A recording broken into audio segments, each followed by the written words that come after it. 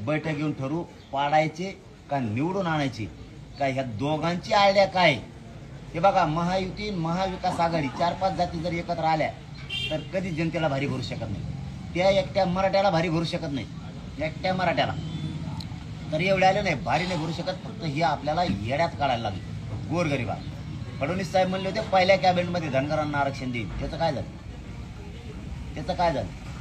आता चौंडीला उपोषण बसलं होतं धनगर बांधवाचं, त्यांना 50 दिवस दिलते आणि आम्हाला 40 दिलते. त्याचं काय झालं? हे बघा, गोरगरिबांनी लेकरांसाठी लढा, विनाकारण कोणाचं ऐकून भांडणं अंगावर विकत घेऊ नका. कारण आम्ही धनगरांच्या एकाही नेत्याला बोलत नाही. आता धनगर बांधवांचे जे लोक भेटतायत मला ते सांगायला लागले की तुम्ही आमच्या नेत्याला बोलतच नाही, तरी ते बोलते तर याचा अर्थ छगन भुजबळांनी विकत घेतलंय त्यांना. आमचे लोक विकत घेतल्यासारखं भांडण घ्यायला लागले विनाकारण. हा, मी जर त्यांचं मन दुखवलं एकाही धनगरांच्या बांधवांच्या नेत्याचं किंवा ओबीसीच्या किंवा दलित बांधवांच्या नेत्याचं मी जर मन दुखवलं तर मग बोला. आम्ही तुम्हाला बोलतच नाही तरी तुम्ही आम्हाला बोलता, याचा अर्थ काय होतो? मी समजा एखाद्याच्या दारात येऊन रोज शिव्या देणं म्हणजे त्याचा अर्थ काय होतो? की जाणून बुजून मला भांडणं करायचं. तसं तुम्ही जाणून बुजून आम्हाला बोलताय, आम्ही तुम्हाला बोलत नसतो. आणि ज्याचा आरक्षणाला आमच्यामुळे धक्काच लागत नाही ते लोक आम्हाला आरक्षण देऊ नका म्हणतायत. म्हणल्यावर गोरगरिबांनाच विचार करणं गरजेचं आहे आता की नेता काय कामाचा आहे. ह्यो आपला नेता आहे, आपल्या जातीचा आहे, मग ह्यो कापाकापी लावायला आला काय आपल्या तर मराठ्यात? ह्यो नेमका आलाय कशाला? जर आम्ही तुम्हाला बोलतच नाही तरी तुम्ही आम्हाला शिव्या देताय, याचा अर्थ गोरगरीब ओबीसी धनगर बांधव 12 बलुतेदार दलित बांधव मुस्लिम सगळ्यांनी समजून घेणं गरजेचं आहे. जर आपण बोलतच नाही तर आपले नेते आहेत 4-5, हे 4-5 लोक मराठ्यातून आपल्यात भांडणं लावून म्हणजे कापाकापी लावायला आहेत का काय? मग 5 महत्वाची का करोडो समाज महत्वाचा? ही सर्वसामान्यांनी विचार करावा ही माझी विनंती आहे. आणि निवडणुकीत कशी करायची, पाडायचे का लढायचे हे आपण व्यवस्थित ठरवू. त्याची काळजी करायची महायुतीला गरज नाही, महाविकास आघाडीला गरज नाही. कारण तुम्हाला मला खेटायचं हे बी ध्यानात ठेवा.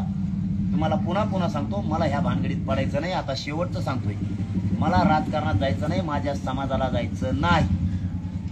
आमचं ठरलेलं आरक्षण द्या, जो देईल त्याला मराठी डोक्यावर घेऊन नाचणार आहे, तो शब्द आहे माझा. पण याच्यात जर ढकलेलं तर तुम्ही बांधलेले आडाखे, तुम्ही केलेले डाव, तुम्ही केलेल्या चाली सगळ्या मराठा फेल करणारे. कारण राज्यात असा एक मतदारसंघ नाही की तिथं 50,000 मराठ्यांचं मतदान नाही, असा एक नाही. आणि ते 50,000 ज्याच्या बाजून जाईल तोच आमदार होणार आहे.